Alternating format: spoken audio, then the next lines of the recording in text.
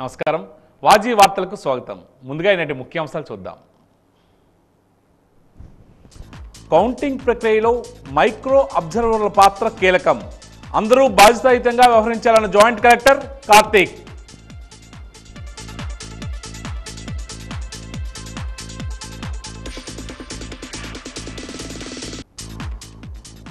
రాష్ట్రాల్లో చతికిలబడ్డ సాగునీటి రంగం కుంటుపడ్డ ఉత్తరాంధ్ర అభివృద్ధి ప్రజాస్వామ్య పరిరక్షణ కోసమే కూటమి ఏర్పడించిన కొలతాల రామకృష్ణ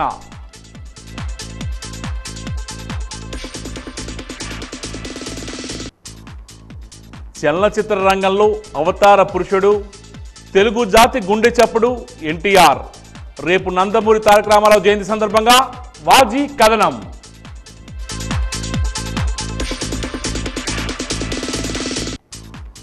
సార్వత్రిక ఎన్నికల ఫలితాల్లో కీలక పాత్ర పోషించేది పోస్టల్ బ్యాలెట్లు పోస్టల్ బ్యాలెట్లపై వాజీ ప్రత్యేక కథనం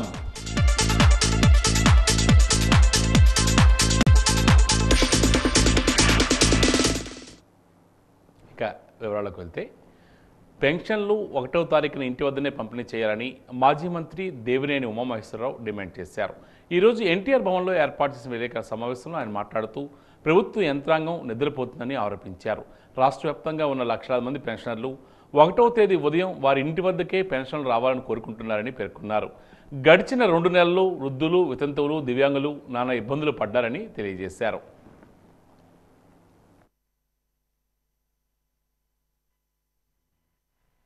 జాతీయ అధ్యక్షులు చంద్రబాబు నాయుడు గారి పిలుపు మేరకు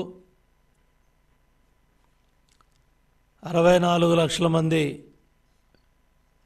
పెన్షన్దారులు ఎవరైతే పింఛన్దారులు వీళ్ళందరూ కూడా 1వ తారీఖు ఉదయం 6 గంటలకల్లా తెల్లవారేసరికి మా ఇంటికి పెన్షన్ రావాలని కోరుకుంటున్నారు. గత 2 నెలలుగా జగన్ నాటకంలో భాగంగా జగన్మోహన్ రెడ్డి కుట్రలో భాగంగా చీఫ్ సెక్రటరీ జవహర్ రెడ్డి నడిపించిన యంత్రాంగంతో ఎంతోమంది వృద్ధులు, వితంతువులు, దివ్యాంగులు, పింఛన్దారులంతా కూడా నానా ఇబ్బందులు పడ్డారు, నానా బాధలు పడ్డారు. ఏప్రిల్ నెలలో, మే నెలలో వాళ్ళ బాధల వర్ణాతీతం. ఉద్దేశపూర్వకంగా, దురుద్దేశపూర్వకంగా కావాలని ఎన్నికల ప్రక్రియలో జగన్మోహన్ రెడ్డి ప్రభుత్వకి మంచి జరగాలని, ఓట్లు పడాలని దుర్మార్గపు కుట్రలో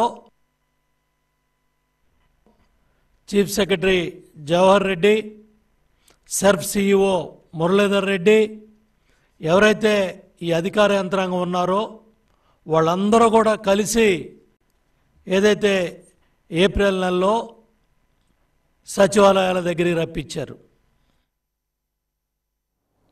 పొరపాట్లకు తావు లేకుండా అత్యంత పారదర్శకంగా ఓట్ల లెక్కింపు ప్రక్రియ నిర్వహించాలని, అధికారులందరూ సమాయుక్తంగా ఉండాలని విశాఖపట్నం జిల్లా ఎన్నికల అధికారి కలెక్టర్ డాక్టర్ ఏ మల్లికార్జున పేర్కొన్నారు. లెక్కింపు ప్రక్రియలో పాల్గొనే అధికారులు, సిబ్బంది ప్రతి అంశంపైన క్షుణ్ణమైన అవగాహన కలిగి ఉండాలని, సందేహాలుంటే శిక్షణ సమయంలోనే నివృత్తి చేసుకోవాలని సూచించారు. జూన్ 4వ తేదీన జరిగే సార్వత్రిక ఎన్నికలకు సంబంధించిన ఓట్ల లెక్కింపు ప్రక్రియపై చిల్డ్రన్ ఎరీనాలో నిర్వహించిన ఒకరోజు శిక్షణ సదస్సులో జిల్లా కలెక్టర్ ముఖ్య అతిథిగా పాల్గొని ప్రసంగించారు. పలు అంశాలపై ఆయన సూచనలు చేశారు. ఓట్ల లెక్కింపు విధానంలో అనుసరించవలసిన విధి విధానాలపై మార్గనిర్దేశం చేశారు జిల్లా కలెక్టర్.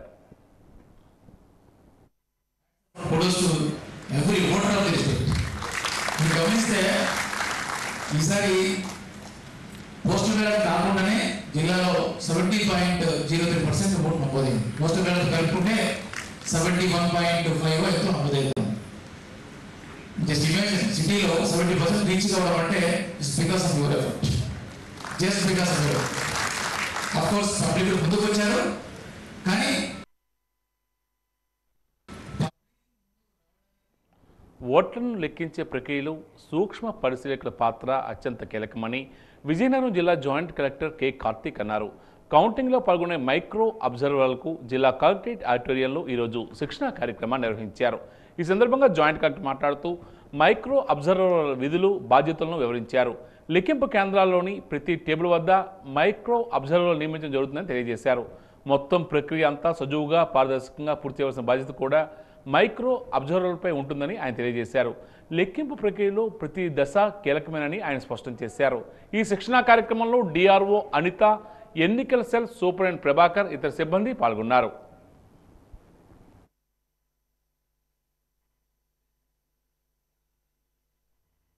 CU counting దగ్గర కూడా apart from what this counting supervisor and counting assistant will tabulate, వాళ్ళు ఒక షీట్లో they will be writing the CU count and everything. ప్యారలల్గా మైక్రో అబ్జర్వర్స్ కూడా ఒక ఎనెక్సర్ ఉంటుంది. ఆ ఎనెక్సర్లో ఎవ్రీ టేబుల్లో ఎవ్రీ CUలో వచ్చిన count micro observer will be noting and that will be explain in detail in the coming slides. But micro అబ్జర్వర్తో పాటు ఎవరెవరు ఉన్నారనేది ఒకసారి they should be knowing. EVM counting hall, one counting supervisor will be there for every table, one counting assistant, group D employee and one micro observer. Postal ballot counting hall vachesariki one assistant returning officer will be there for every table, one counting supervisor, two counting assistants along with micro observer. Counting team, when they segregate candidate wise, there will be a pigeonhole kind of a tray. So a tray lo వీళ్ళు ఒక్కొక్క క్యాండిడేట్కి ఎన్ని postal ballots వచ్చాయని they will be dropping it. So for every table there will be 500 postal ballots given in the round. For example 4 tables ఉన్నట్లయితే ఆ postal ballot counting హౌల్లో for every table 500 postal ballots will be given. For all the reasons which we have discussed, వాటిని కొన్ని reject చేస్తారు, కొన్ని approve అవుతాయి. Approve అయినవి, valid అయినవి ఏ క్యాండిడేట్కి ఎన్ని వచ్చాయని they will B segregating. Chandrababu Naidu నేతృత్వంలో కూటమి పార్టీ అధికారంలోకి వస్తుందని, పవన్ కళ్యాణ్ ఆశయ సాధన చంద్రబాబు ద్వారా కొద్ది రోజుల్లో నెరవేరుతుందని మాజీ మంత్రి, అనకాపల్లి కూటమి అభ్యర్థి కొణతాల రామకృష్ణ అభిప్రాయపడ్డారు. పైడితల్లమ్మవారిని దర్శించుకున్న అనంతరం లోక్సత్తా పార్టీ కార్యాలయంలో మీడియా సమావేశం ఏర్పాటు చేశారు. ఈ సందర్భంగా ఆయన మాట్లాడుతూ ప్రజాస్వామ్య పరిరక్షణ కోసం పవన్ కళ్యాణ్, బీజేపీ, టీడీపీ, జనసేన కూటమి కోసం చేసిన ప్రయత్నాలు సఫలీకృతమై అతి త్వరలో ఎన్డీఏ భాగస్వామ్యంలో రాష్ట్రంలో చంద్రబాబు ముఖ్యమంత్రిగా ప్రమాణం చేయబోతున్నారని తెలియజేశారు. లోక్సత్తా వ్యవస్థాపకులు డాక్టర్ జయప్రకాష్ నారాయణ ఆశీర్వాదంతో రాష్ట్ర అధ్యక్షుడు బిశెట్టి బాబుజీ కూటమికి మద్దతు నిలవడం అభినందనీయమని పేర్కొన్నారు.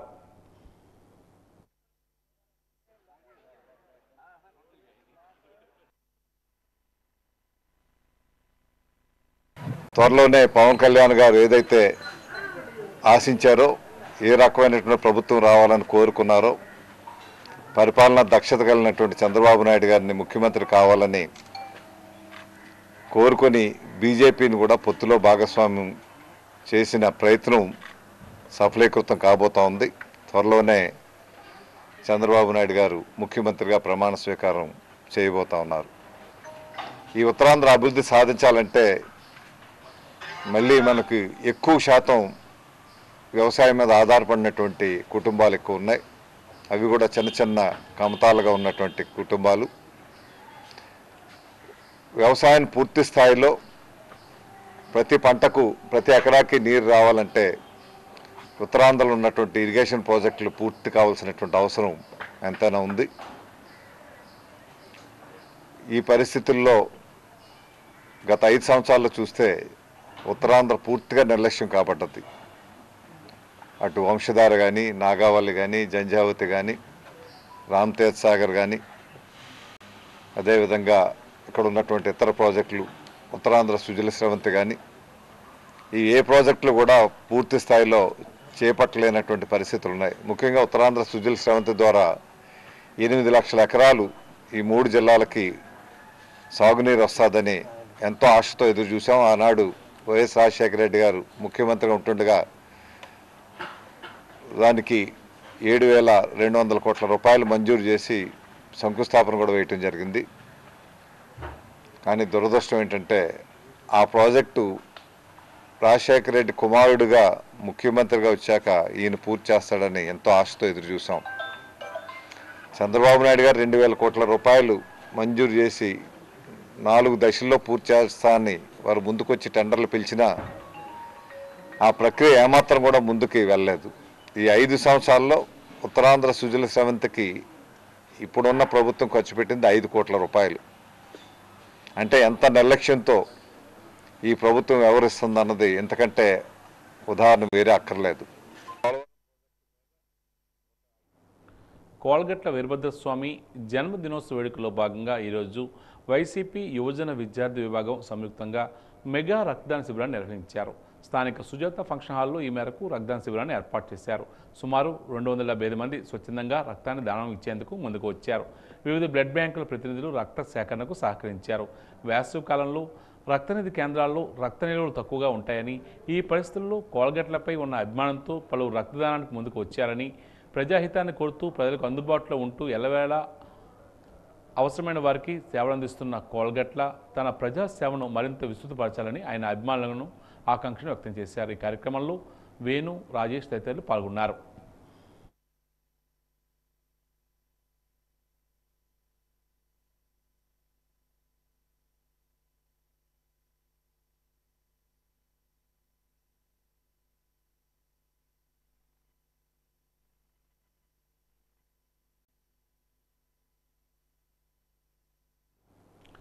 మాజీ ముఖ్యమంత్రి దివంగత నందమూరి తారక రామారావు జయంతి వేడుకలు నిర్వహించడానికి తెలుగుదేశం పార్టీ శ్రేణులు సమాయత్తం అవుతున్నాయి.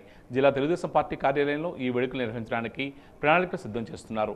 ఈ వేడుకలకు సంబంధించిన ఏర్పాట్లను కేంద్ర మాజీ మంత్రి, తెలుగుదేశం పార్టీ పాలిట్ బ్యూరో సభ్యులు పూసపాటి అశోక్ గజపతిరాజు, టీడీపీ జిల్లా ప్రధాన కార్యదర్శి ఐవీపీ రాజుతో కలిసి ఈరోజు పరిశీలించారు. ఎన్నికల కోడ్ ఉన్న నేపథ్యంలో నగరంలోని ఎన్టీఆర్ విగ్రహాలకు ముసుగులు వేశారు. దీంతో టీడీపీ శ్రేణులు రేపు అశోక్ బంగ్లాలోనే ఎన్టీఆర్ జయంతి వేడుకలు నిర్వహించనున్నారు. ఈ సందర్భంగా పూసపాటి అశోక్ గజపతిరాజు మాట్లాడుతూ ఎన్టీఆర్ జయంతి వేడుకలను నిరాడంబరంగా నిర్వహిస్తున్నట్లు తెలియజేశారు.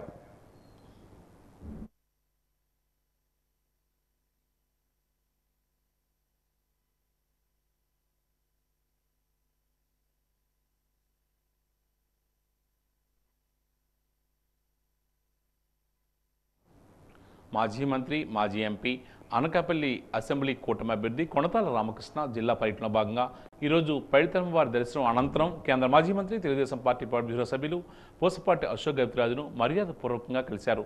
ఈ నేపథ్యంలో అశోక్ గజపతిరాజును రామకృష్ణ దుస్సాలుతూ సత్కరించారు. పలు అంశాలపై అశోక్తో ఆయన చర్చించారు. గడిచిన 5 సంవత్సరాలు ప్రజలు దుర్భరమైన పరిస్థితి ఎదుర్కొన్నారని తెలియజేశారు.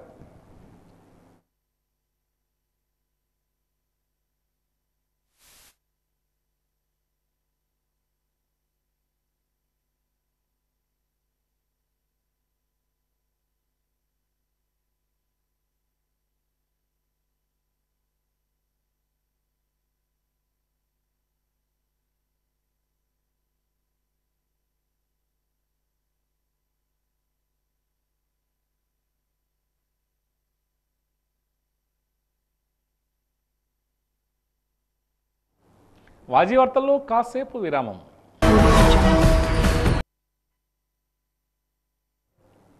పోస్టల్ బ్యాలెట్లు ఎన్నికల ఫలితాల్లో కీలక పాత్ర పోషిస్తాయి. కేంద్ర ఎన్నికల సంఘం గణాంకాల ప్రకారం గత ఎన్నికల్లో మొత్తం పోలైన పోస్టల్ బ్యాలెట్ ఓట్లలో 19.17% ఓట్లు చెల్లనుగా మిగిలిపోయాయి. డిక్లరేషన్ ఫారంపై అటెస్టింగ్ ఆఫీసర్ స్టాంప్ సీల్ లేదన్న ఏకైక కారణంతో పోస్టల్ బ్యాలెట్లను తిరస్కరించవద్దని ఎన్నికల సంఘం స్పష్టం చేసింది. ఈ నేపథ్యంలో పోస్టల్ బ్యాలెట్పై వాజీ అందిస్తున్న ప్రత్యేక కథనం మీకోసం. పోస్టల్ బ్యాలెట్లు ఎన్నికల ఫలితాలలో కీలక పాత్ర పోషిస్తాయి. కేంద్ర ఎన్నికల సంఘం గణాంకాల ప్రకారం గత ఎన్నికలలో రాష్ట్ర వ్యాప్తంగా 2,95,003 మంది ఉద్యోగులు పోస్టల్ బ్యాలెట్ రూపంలో తమ ఓటు హక్కును వినియోగించుకోగా అందులో ఏకంగా 56,545 చెల్లని ఓట్లుగా గుర్తించారు. మొత్తం పోలైన పోస్టల్ బ్యాలెట్ ఓట్లలో 19.17% ఓట్లు చెల్లనివిగా మిగిలిపోయాయి. నెల 15వ తేదీన ఎన్నికల సంఘం అధికారికంగా విడుదల చేసిన ప్రకటన ప్రకారం 4,97,718 పోస్టల్ బ్యాలెట్ ఓట్లు వచ్చాయి.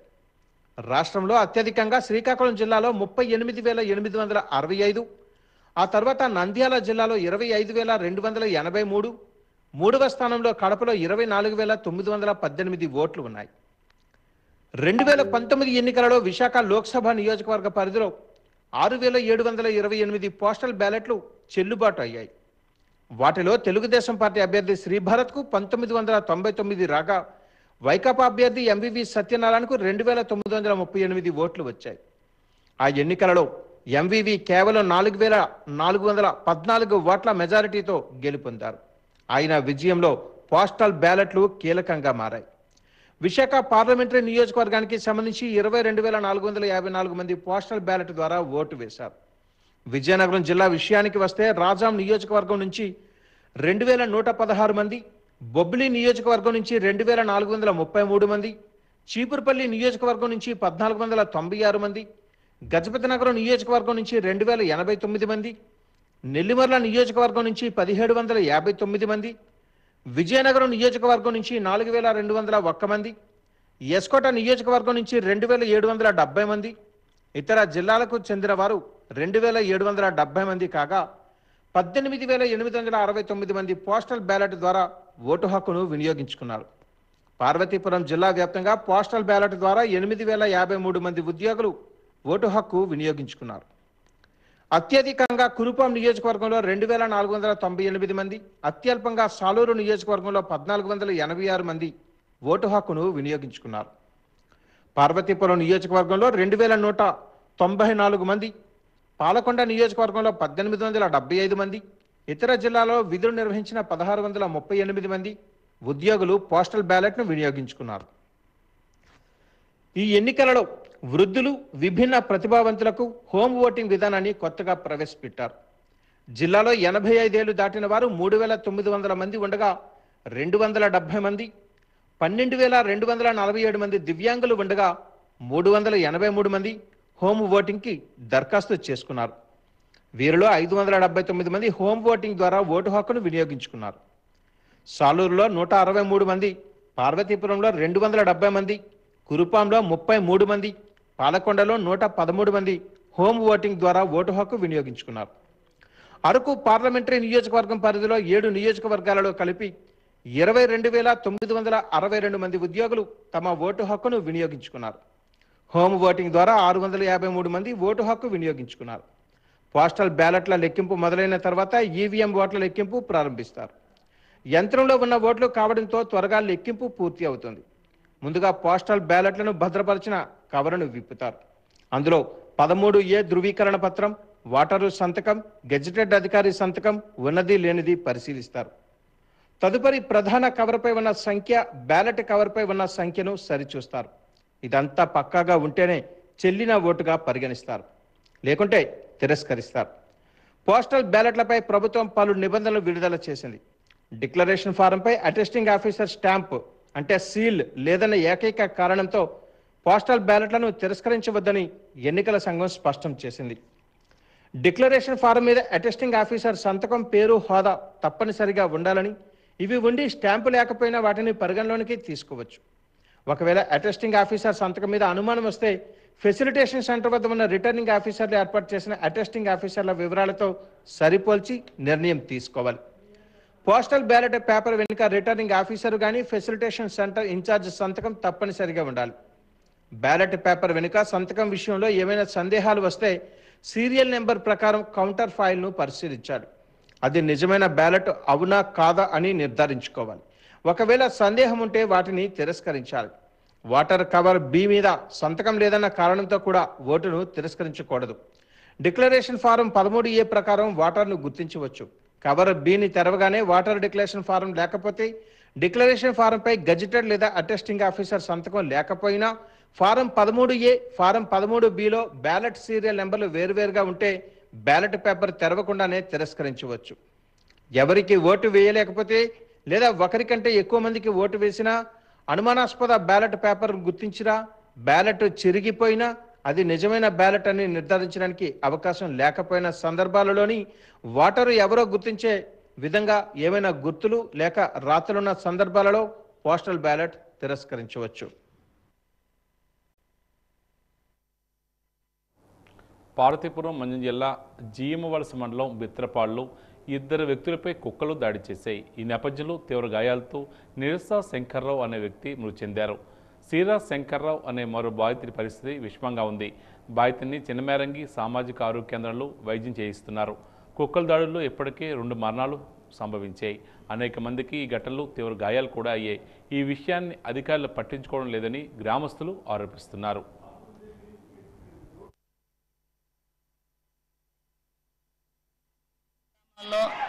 గత 3-4 నెలలుగా కుక్కల బెడద విపరీతంగా ఉంది. బిత్రపాడు, నిమ్మలపాడు, బట్లభద్ర, సీమనాడి వలస, సుభద్రం వలస, రామినాడి వలస, వెంకటరాజపురం, పెదమేరంగి మరియు 10 గ్రామాల్లో కుక్కల బెడద విపరీతంగా ఉంది. ఈ కుక్కల బెడద వల్ల మేము ఇంటి నుండి బయటికి రాలేకపోతున్నాం, ఏ పనులు చేసుకోలేకపోతున్నాం. ఈ మధ్యన రీసెంట్గా ఏనుగుల బెడద తగ్గుతుంది అన్న సమయంలో కుక్కల బెడద విపరీతంగా ఎక్కువైపోయింది.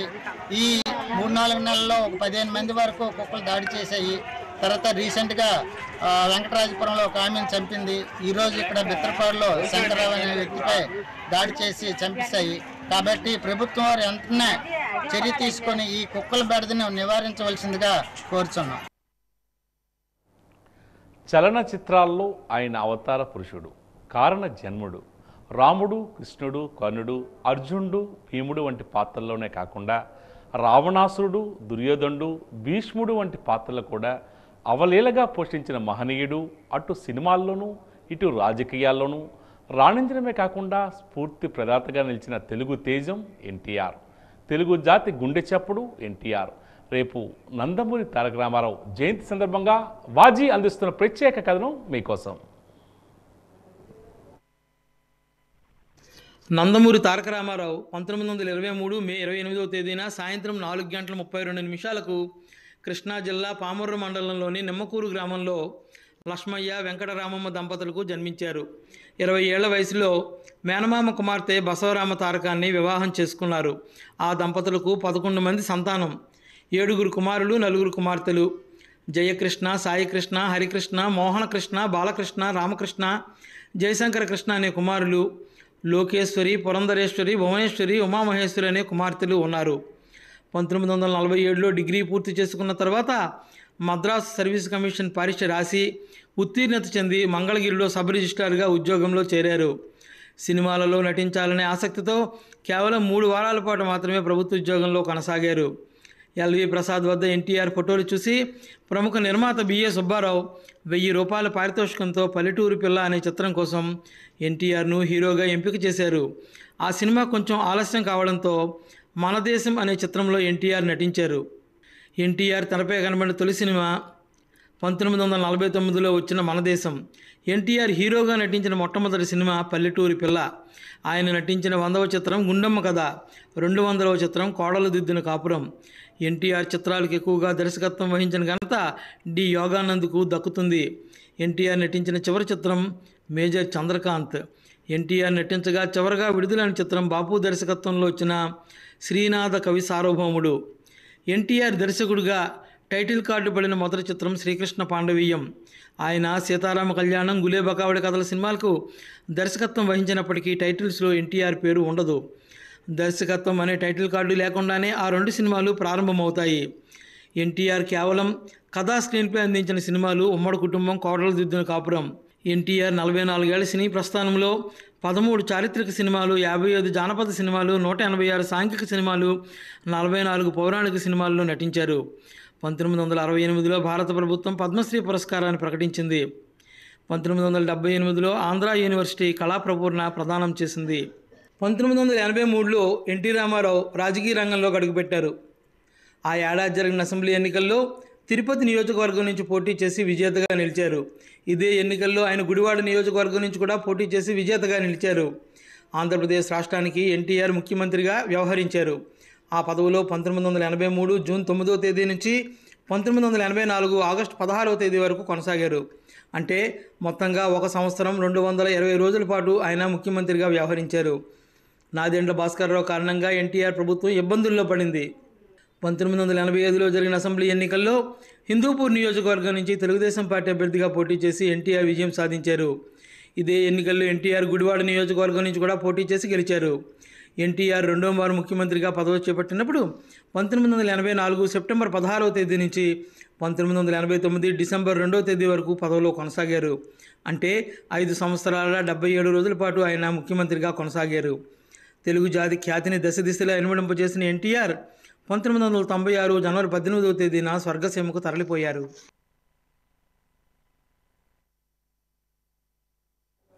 ఇక ఈనాటి వాజీ వార్తలు ముగించే ముందు ముఖ్యాంశాలు మరోసారి.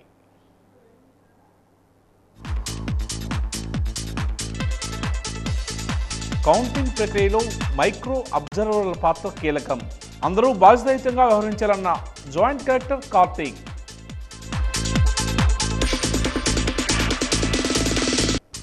రాష్ట్రంలో చతికిలబడ్డ సాగునీటి రంగం, కుంటుపడ్డ ఉత్తరాంధ్ర అభివృద్ధి, ప్రజాస్వామ్య పరిరక్షణ కోసమే కూటమి ఏర్పడిందన్న కొండతాల రామకృష్ణ.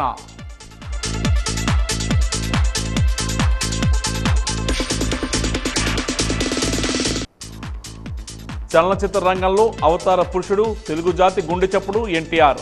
రేపు నందమూరి తారక రామారావు జయంతి సందర్భంగా వాజీ కథనం.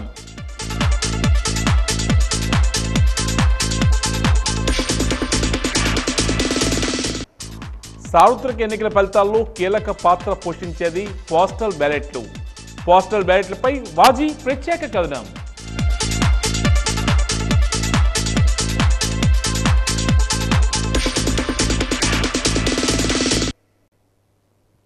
వాజీ వార్తలు ఇంతటితో సమాప్తం. నమస్కారం.